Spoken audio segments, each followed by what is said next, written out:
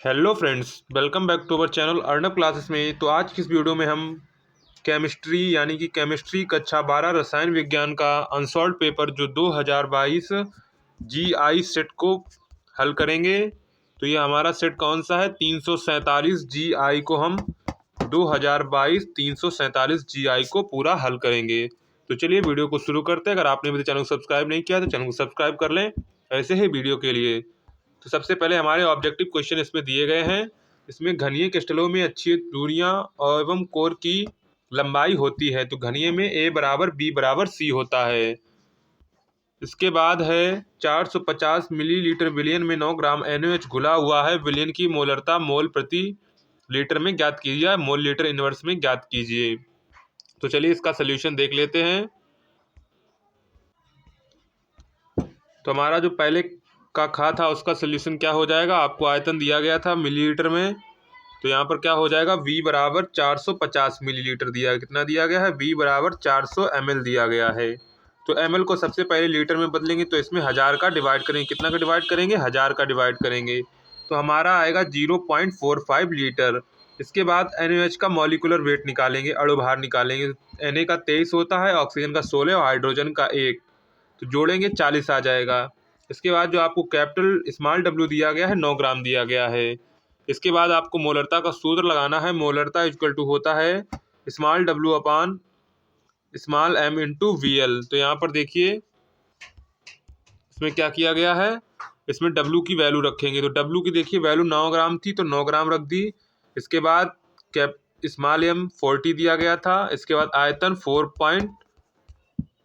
0.45 था। यहाँ से पॉइंट हटाएंगे तो ऊपर 2 जीरो बढ़ जाएंगे। इसके बाद एक जीरो से एक जीरो कट हो जाएगा और इसके बाद 45 दूने 90 कट जाएगा। तो हमारा 2/4 आ जाएगा। कितना आएगा? 2/4 आएगा। इसके बाद 2/4 का कितना हो जाएगा? मोलरता इक्वल टू 0.5 मोल प्रति लीटर। इसको डिवाइड करेंगे तो 0.4 मोल प्रति लीटर आ जाएगा। तो हमारा इसमें आंसर कौन सा हो जाएगा?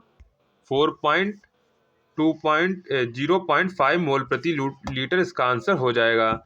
इसके बाद आपका जो थर्ड क्वेश्चन था, शून्य कोटि अभिक्रिया के वेग स्थिरांक की इकाई लिखिए। तो इसकी mole litre inverse second inverse हो जाएगी। क्या हो जाएगी? मोल लीटर इनवर्स सेकेंड में। थर्ड ऑप्शन सही हो जाएगा। इसके बाद गाटरमान कोच एल्डिहाइड अभिक्रिया नहीं ऑप्शन आपको इसमें जो क्वेश्चन दिया गया है उसे चलिए पढ़ते हैं पहले।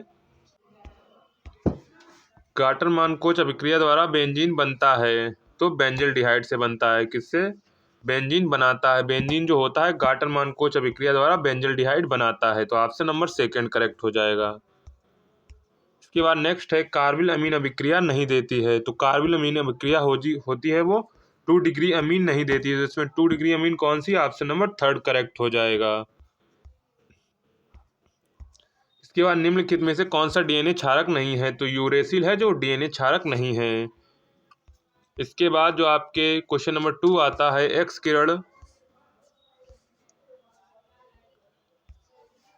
किरणें विवर्तन अध्ययन द्वारा पता चला कि तांबा इतने सेंटीमीटर कोष्ठक कोर के साथ FCC एक कोष्ठिका के रूप में क्रिस्टलीकृत होता है। एक दूसरे प्रयोग में तांबे का घनत्व 8.92 ग्राम प्रति सेंटीमीटर क्यूब ज्ञात किया गया। तांबे का परमाणु द्रव्यमान परिकलित कीजिए। तो चलिए इसका सोल्यूशन देखते हैं। तो हमारा प्रश्न नंबर 2 का है, जिसमें आपको A कितना दिया गया है, आपको इसी प्रकार वैल्यू निकाल के रखनी है। तो A हमें दिया गया 3.608 इंटू 10 की पावर -8 सेंटीमीटर। इसके बाद FCC में Z बराबर कितना होता है? 4 होता है। इसके बाद आपको घनत्व दिया गया है, D बराबर दिया गया है 8.929।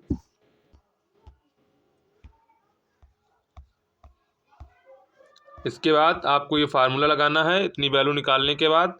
तो इसका आपका फार्मूला होता है घनत्व बराबर ZM अपॉन NA क्यूब, जहाँ पर Z बराबर क्या था? 4 था। M बराबर निकालना है आपको। इसके बाद Na है, ये एवोगाद्रो संख्या है। इसकी वैल्यू कितनी होती है? 6.023 इंटू 10 की पावर 23। A क्यूब है, ये कोष्ठिका का आयतन है। आपको A दिया गया है, वहीं से A क्यूब निकालेंगे। तो हमारा M बराबर फार्मूला क्या बन जाएगा? M बराबर फार्मूला बन जाएगा D into NA into A cube upon Z। इसके बाद D की वैल्यू यहाँ पर रख देंगे 8.92 इंटू 6.023 इंटू 10 की पावर 23 इंटू 3.608 इंटू 10 की पावर -8 का होल क्यूब अपॉन 4। तो इसकी कैलकुलेशन करेंगे तो आपकी लगभग 63.5 ग्राम प्रति मोल आएगी। कितनी आएगी? 63.5 आएगी। तो आपको इससे अच्छा है कि आप जैसे कॉपर, इसके बाद सिल्वर और एजी, इन सबके परमाणु द्रव्यमान याद कर लें तो आपको अच्छा रहेगा। तो m बराबर लिख देंगे एरो इस प्रकार का, सर्वांग सम का एरो लगाकर 63.5 ग्राम प्रति मोल नियर अबाउट आएगी वैल्यू।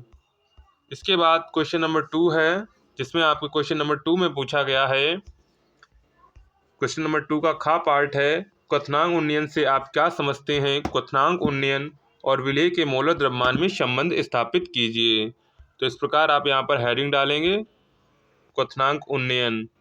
किसी विलायक में कोई अवाष्य विलेय मिलाने पर होने वाले क्वथनांक वृद्धि को क्वथनांक उन्नयन कहते हैं। तो मान लीजिए कोई ये विलेय है, इसमें अगर हम कोई अवाष्यशील विलेय मिलाते हैं, क्या अवाष्यशील विलेय मिलाते हैं, तो जो पूरा विलयन का जो क्वथनांक होता है वो उच्च हो जाता है विलायक की अपेक्षा। यानी कि जो पहले इसमें विलायक था उसका जो क्वथनांक था उससे विलयन का क्वथनांक अधिक हो जाता है। इसे क्वथनांक उन्नयन कहते हैं। उन्नयन का मतलब होता है बढ़ना। तो ये हमारा क्वथनांक उन्नयन होता है। तो डेल्टा टीबी बराबर, तो इसमें जो टी फाइनल होता है, इसके बाद T initial, T final minus T not be, या फिर टी इनिशियल जो फाइनल वाला है उसी से घटाएंगे तो हमारा अंतर निकलेगा। तो ज़्यादा से कम घटाएंगे तो क्या हमारा इसका डेल्टा टी बराबर बनता है T final minus T initial, boiling. यहाँ पर बी सफिक्स में आप बी लिख देंगे, इसका मतलब बॉइलिंग। तो इसका सूत्र होता है क्वथनांक उन्नयन और विलेय के मोल द्रव्यमान में संबंध। तो m बराबर 1000 into KB into capital W small w upon TB into capital W। तो ये फार्मूला आपको याद कर लेना है, क्वथनांक उन्नयन का है। इसके बाद क्वेश्चन नंबर 2 है, 2 का घा पार्ट है, गा गमला पार्ट है, जिसमें आपका MS ये रिएक्शन दी गई है +2 Ag plus 0.001 m reaction implies that Mg + 2 0.130 m + 2 Ag solid. तो इसमें आपको ई सेल का परिकलन कीजिए यदि ई नॉट सेल बराबर 3.17 वोल्ट हो। तो आपको ई सेल परिकलित करना है। क्या करना है? ई सेल आपको ज्ञात करना है, जिसमें ई नॉट सेल आपको दिया गया है 3.17 वोल्ट। इसके बाद सेल का समीकरण भी आपको लिखना है। सबसे पहले हम चलिए ई सेल का मान ज्ञात कर लेते हैं। तो एक आपका सूत्र होता है E cell equal to E naught cell minus 0.0591 upon n log 10 product upon reactant. तो यहाँ पर ई सेल बराबर ई नॉट की वैल्यू रख देंगे 3.17, 0.0591। यहाँ पर n जो होता है वो इलेक्ट्रॉनों की संख्या होती है, जितने आयन होते हैं। तो इसमें देखिए आपके 2 आयन है Mg + 2, तो यहाँ पर 2 हो जाएगा। इसके बाद प्रोडक्ट आपका मैग्नीशियम बन रहा था और रिएक्टेंट आपका Ag + 2 आयन था। तो E cell equal to 3.17 minus 0.0295, इससे डिवाइड करेंगे तो इतना आएगा log 10 0.130, इसके बाद 0.001 का होल स्क्वायर करेंगे, वैल्यू रखेंगे। इसके बाद E cell equal to 3.17 minus 0.0992955 log 0.13 into 1 into 10 की पावर -8 हो जाएगी, क्योंकि जब इसे हम पॉइंट से हटाएंगे तो 1 इंटू 10 की पावर -4 आएगा। इसका वर्क करेंगे तो 10 इंटू माइनस की पावर 8 बन जाएगा। इसके बाद इसमें आपको करना क्या है, 3.17 माइनस 0.02955 इंटू, यहाँ पर देखिए लॉग का फार्मूला लगेगा, तो log 10 13 हो जाए, क्या हो जाएगा, log 10 13 हो जाएगा। इसके बाद +6 log 10 हो जाएगा, कितना हो जाएगा, log 10 हो जाएगा। ये देखिए कैसे हुआ। तो सबसे पहले हम देखिए क्या करेंगे, 0.130 है, पॉइंट हटाएंगे तो नीचे इसमें 3 जीरो बढ़ेंगे, 1 जीरो से 1 जीरो कट हो जाएगा, क्या हो जाएगा, कट हो जाएगा। तो हमारा ऊपर बचेगा 13 इंटू 10 की पावर 2, इधर दिया गया 1 इंटू 10 की पावर -8 दिया गया है, यहाँ पर -2 बनेगा। ये ऊपर जाएगा तो हमारा कितना बन जाएगा, तो हमारा बन के आएगा 13 × 10⁶ बन के आएगा। लॉग 13 × 10⁶ बन के आएगा पूरा, इसे अगर हम हल करेंगे। इसके बाद अब इसमें लॉग की प्रॉपर्टी लगानी है। गुणा का जब गुणे में होता है लॉग ए बी होता है तो लॉग ए प्लस लॉग बी लिख सकते हैं। तो वहीं यहाँ पर हमने लिख दिया लॉग 13 + 6 लॉग, ये 6 आगे उठ के आ जाएगा, 10 की पावर वाला होता है, लॉग में आगे आ जाता है तो लॉग 10 हो जाएगा। इसके बाद यहाँ पर देखिए ई सेल इक्वल टू 3.17 - 0.0955, यहाँ से इसकी वैल्यू रखेंगे लॉग 13 की तो 1.113 वैल्यू होती है इसकी, प्लस 6 कर देंगे, लॉग 10 की वैल्यू कितनी होती है, 1 होती है तो 6 हो जाएगा। इसे जोड़ेंगे तो हमारा 7.113 आएगा। इसके बाद इसका इसमें गुणा करेंगे तो हमारा आएगा 0.2101 आएगा। इसके बाद इसे 3.17 से घटा देंगे, क्या करें घटा देंगे, तो हमारा ई सेल वैल्यू निकल के आ जाएगी 2.95 आ जाएगी। कितनी आ जाएगी, 2.95 आ जाएगी। इसके बाद आपको सेल समीकरण लिखना है। तो सेल समीकरण क्या होता है, सबसे पहले आपको एनोड लिखना होता है। क्या लिखना होता है, बाईं ओर एनोड होता है तो Mg + Mg2 प्लस लिखेंगे 0.13 m। इसके बाद सेतु Ag + 1 0.001 m AgS। तो ये आपका सेल समीकरण हो जाएगा, क्या हो जाएगा, ये आपका सेल समीकरण हो जाएगा। इसके बाद प्रश्न नंबर दूसरे का खा है, जिसमें आपसे अधिशोषण के सिद्धांत की व्याख्या, उत्प्रेरक के अधिशोषण सिद्धांत की व्याख्या कीजिए, ये आपसे पूछा गया था क्वेश्चन। तो इसका आंसर हो जाएगा किसी रासायनिक अभिक्रिया में पहले अभिकारक के अणु उत्प्रेरक की सतह पर अधिशोषित हो जाते हैं। तो कोई मान लीजिए कोई उत्प्रेरक है, ये अभिकारक के अणु हैं, तो ये इनकी सतह पर अधिशोषित हो जाते हैं क्योंकि उत्प्रेरक की सतह पर मुक्त संयोजकताएं पाई जाती हैं। अधिशोषण के पश्चात अभिकारक के अणुओं के बंधों का पुनर्विन्यास होता है, जिसके पश्चात उत्पाद बनते हैं। उत्पाद बनने के पश्चात उसके अणु उत्प्रेरक की सतह को छोड़ देते हैं। जब अभिकारक का उत्पाद बन जाता है, यानी कि जो बंध होते हैं वो पुनर्विन्यास होके जो उत्पाद बनता है, उत्पाद उत्प्रेरक की सतह को छोड़ देते हैं तथा उस स्थान पर नए अभिकारक अणु अधिशोषित हो जाते हैं। इसके बाद दूसरे अभिकारक अणु वहीं पर अधिशोषित हो जाते हैं। यही प्रक्रिया लगातार चलती रहती है। क्या होती है, सबसे पहले क्या होता है, मान लीजिए कोई ये उत्प्रेरक है, ये अभिकारक अणु हैं, तो ये सबसे पहले इसकी सतह पर अधिशोषित होते हैं। इसके बाद जो उत्प्रेरक होता है उसकी सतह पर मुक्त संयोजकताएं पाई जाती हैं, जिसके कारण उनके अणुओं के बंधों का पुनर्विन्यास होता है और उसके पश्चात उत्पाद बनते हैं। उत्पाद बनने के बाद उसके अणु जो होते हैं वो उत्पाद के रूप में उत्प्रेरक की सतह को छोड़ देते हैं। इसके बाद दूसरे अभिकारक अणु आते हैं और यही प्रक्रिया लगातार चलती रहती है। इसके बाद है प्रश्न नंबर 3 का जो का पार्ट था, जिसमें आपको नॉन स्टाइकोमेट्री समीकरणीय मितीय दोषों की चित्रों की सहायता से समझाना था। तो सबसे पहले हम नॉन स्टाइकोमेट्री दोष समझ लेते हैं। इसे हिंदी में क्या कहते हैं, आरस समीकरणमितीय दोष। ये दो या दो से अधिक धात्विक आयन के आधिक्य या अधात्विक आयन के आधिक्य के कारण उत्पन्न होते हैं। ये दो प्रकार के होते हैं। तो पहला क्या होता है, धातु आधिक्य दोष। क्या होता है, धातु आधिक्य दोष। ये दो प्रकार के होते हैं। तो ये आपके चित्र बने हुए आप देख सकते हैं। तो ये ऋणायन रिक्तियों के कारण धातु आधिक्य दोष, ये दो प्रकार के इनका डिवाइडेशन होता है। इसके बाद अंतराकाशी धनायन के कारण धातु आधिक्य दोष। इसके बाद धातु न्यूनता दोष होता है। तो उसका चित्र आपका ये बना हुआ है। धात्विक आयन के अपने उचित जालक बिंदु से अनुपस्थित होने के कारण इस प्रकार के दोष उत्पन्न होते हैं। तो ये आपको चित्र की सहायता से समझाना है। तो ये आपका चित्र बना हुआ है, आप देख सकते हैं।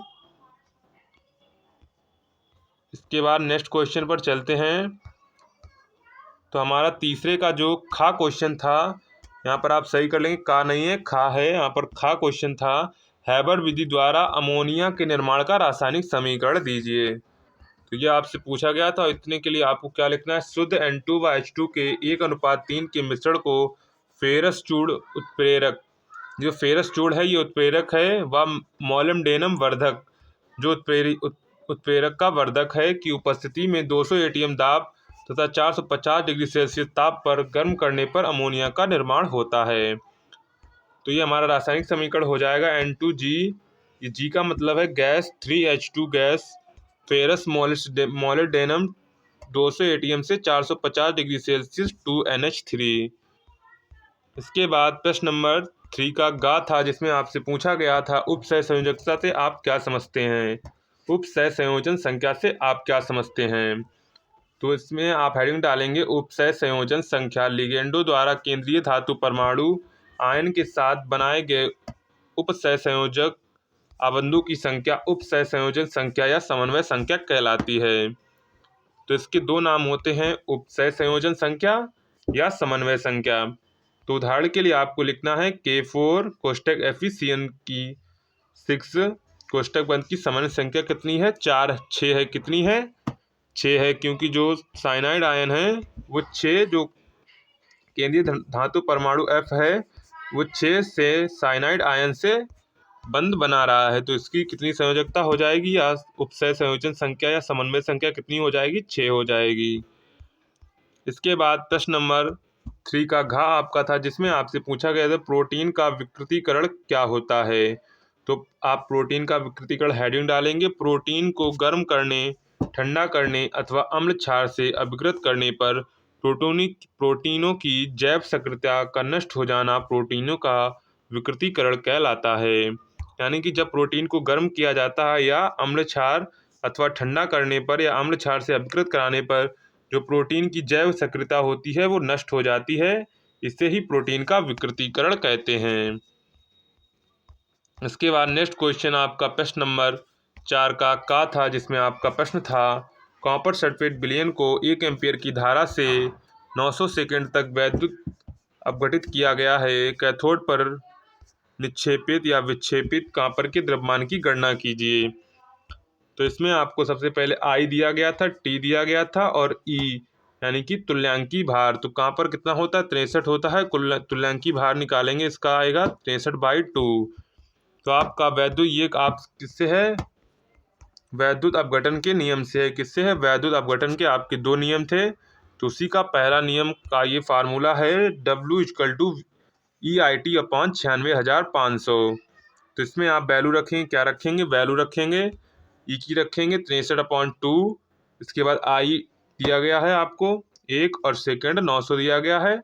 इसके बाद डिवाइड करेंगे तो आपका कितना आएगा, W बराबर आएगा 0.293 ग्राम। कितना आएगा, 0.293 ग्राम आएगा।